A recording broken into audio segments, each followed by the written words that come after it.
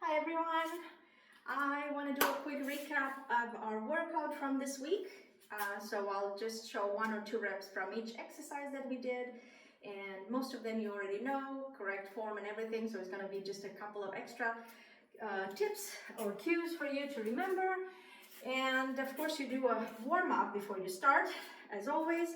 And our first exercise was a squat, just a regular squat with a press up. So your feet are going to be shoulder width apart, core engaged, knees are slightly soft, and your gaze is forward, back is straight. So inhale as you go down, and exhale as you come up, and push the weights up, and that's 1 rep. All right, our second one was front raise. So your arm raise, they're not gonna come, it's a lateral raise, but they're not coming quite laterally, but at an angle, which is the most comfortable angle for your arms. Elbows are soft, and you want your shoulder blades nice and steady down your back, and your shoulders just a touch hunching forward, just a touch, so that you have really good stability. And stability also in your hips with softish knees and core engaged. And again, breath in and out, you're engaging your core, and up you go, and bring them down with control. That's 1 rep, and you go for 8 to 12. Our third one was a curtsy lunge. So for this one, the important thing to remember is you start hip width apart between your feet, and you come down. Your knee is going to drop outside your foot, and you go as low as it feels comfortable. When you work this, when you do it correctly, you'll feel your glutes working in your working leg. All right, so 1 rep is one side and then the other. All right, our next one was rows. So for this one, we did a hip hinge, much like we do with our RDL. So you'll send your hips back, so your glutes will be working to hold you, core is engaged, of course, and you'll drop a little bit softer on your knees, and you'll feel this in your hamstrings as well. And of course, your back muscles are working, but you shouldn't feel any pain in your lower back.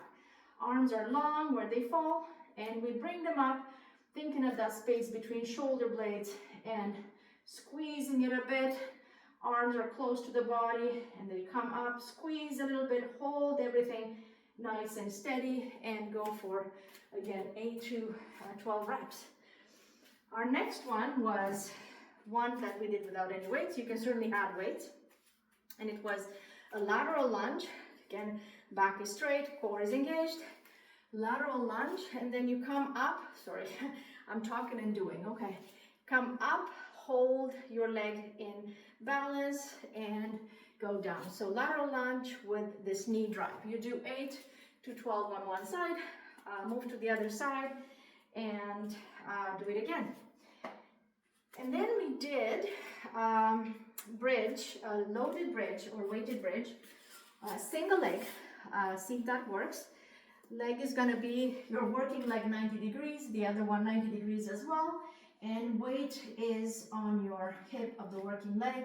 Shoulders are steady, away from your ears, and foot is nicely planted on the mat or floor. You're really grabbing it, so that increases the engagement of your posterior muscles. And on an exhale, you bring it up and then down. You can tap, or you can just bring it to a hover and then up again for 10 or 8 to 12, and then switch. Our next one was a side plank with a little explosive movement, engaging the obliques, but also gluteus medius, and basically the whole side of your body will be working quite hard. So find your side plank. Bring the hips up. Your knees will be a little bit in front of your body as you find that side plank. And whatever height you have in your hips, just maintain that. Palm is down on the mat, and elbow right under your shoulder. And you shouldn't feel any pinching or any pain whatsoever. So we're gonna send our hips back as we bring elbow and knee together and then bring them all out. And that's 1 rep. 1, 2. My hips are staying level. They're not dropping or going up and down.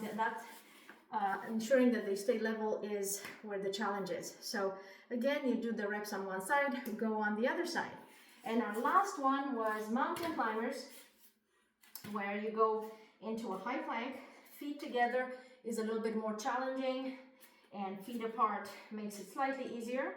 If you find that your wrists are a little bit like feeling a bit of pain when you do this, either try to sort of screw your hands into the mat like a tiny bit and press on your fingers, or use 2 dumbbells or go on your fists, whichever works. The important thing is to find the core, so is where your wrists are under your shoulders and you're not hiking the hips up or dropping them to feel this in your lower back. You're nice and steady and strong, and you bring one knee in and the other, keeping the core engaged. So again, do the reps. That's one set of, or like one round of all the exercises that we did, and do 2 or 3 sets total, or 4 if it feels good, and do a good stretch and cool down at the end, and you're good to go. All right, see you next time in class. Bye.